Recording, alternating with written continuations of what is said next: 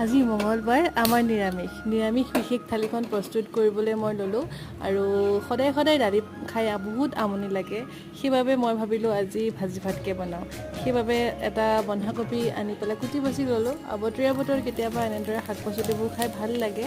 আৰু সকলোৱে যেনেদৰে বন্ধাকবি ভাজি বনাই ময়ো তেনেদৰে বনাবলৈ আৰম্ভ কৰিলোঁ আৰু আনফালে মই প্ৰেছাৰত ভাত বহাই দিলোঁ সমানে দুটা হৈ থাকিব আৰু আজি লগতে আমাৰ সকলোৰে বাবে এটা বিশেষ দিন আজি হ'ল 15 আগষ্ট ৭৭তম স্বাধীনতা দিৱসক সকলোকে বহুত শুভেচ্ছা জনালোঁ আৰু এইফালে মই বনাবলৈ আৰম্ভ কৰি দিলোঁ আৰু হৈ গ'ল বেছি সময় নালাগে বন্ধাকবি ভাজিখিনি হ'বলৈ আৰু লগতে মই এয়া কঁঠাল গুটি ৰঙালাও আগ আৰু আলুৰ অকণ বইল ভাজি বনালোঁ আৰু লগতে গাজ টেঙাখিনি ভালকৈ চাটনি কৰিলোঁ পিঁয়াজ জলকীয়া দি পেলাই আৰু লগতে দুটা গুটি জলকীয়া কেনেকুৱা পালে মোৰ থালিখন জনাব ধন্যবাদ।